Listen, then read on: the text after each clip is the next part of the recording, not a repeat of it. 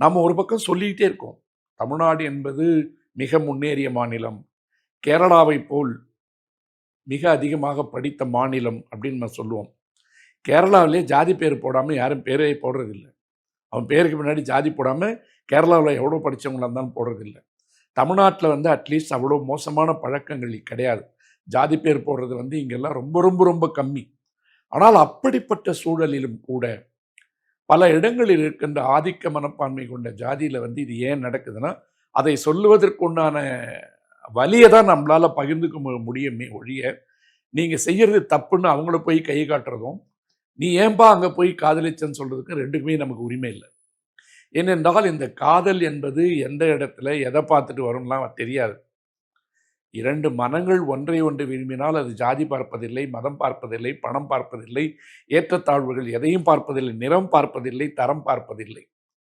அணு அணுவாக சாவதற்கு சம்மதம் என்றால் வா காதலிக்கலாம்னு ஒரு கவிதை இருக்கு. அணு அணுவாக சாவதற்கு சம்மதம் என்றால் வா காதலிக்கலாம்னு அறிவுமதியோட 2 வரிகள் இருக்கு. அதனுடைய அடிப்படையில் பார்த்தீங்கன்னா, அந்த காதல் ஆரம்பிக்கும் போதே வலியோட ஆரம்பிச்சு கொலையோட முடிஞ்சிருக்கு. அப்போ இங்க இந்த இடத்துல வந்து மேஜர் அந்த பொண்ணு, நாளைக்கு அது வந்து என்ன சாட்சி சொல்ல போகுதுன்னு தெரியாது கோர்ட்ல. அந்த பெண் என்ன சொல்ல போறாங்க அப்படின்றது இப்போ சில செய்திகள் கசிய விடப்படுது. அந்த பெண் வந்து கவின் தெரியாதுன்னு சொல்லிட்டதாக, நான் ஃப்ரெண்டா தான் பழகுனேன், காதலிக்கலாம் இல்ல அப்படின்னு ஒரு செய்தி வெளியாகுது. உடனே அது இல்ல, அந்த பெண் அப்படிலாம் சொல்லல. இது வந்து ஃபேக் நியூஸ்ன்னு சில பேர் இல்ல சொல்றாங்க. பாலாஜி, அது மிக தீவிரமாக விசாரிக்கப்பட வேண்டிய ஒன்று. நீங்க சொல்ற மாரி வந்து நாளைக்கு வந்து சொல்லிக் குடுப்பாங்க. நீதிமன்றத்துக்கு வரும்போது அவங்க தான் முக்கியமான சாட்சியா அந்த பொண்ணு வரணும். சொல்லிக் குடுக்கறதுக்கு வாய்ப்புகள் இருக்கு.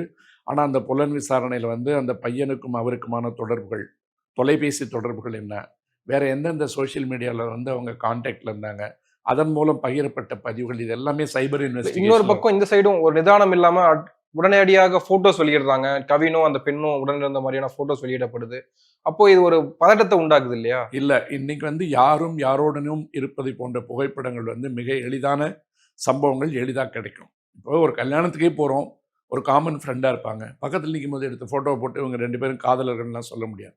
இது எல்லாத்தையும் விட்டுருங்க. ஃபோட்டோஸ் வந்து வேண்டப்பட்டவங்களும் போடுவாங்க, வேண்டாதவங்களும் போடுவாங்க.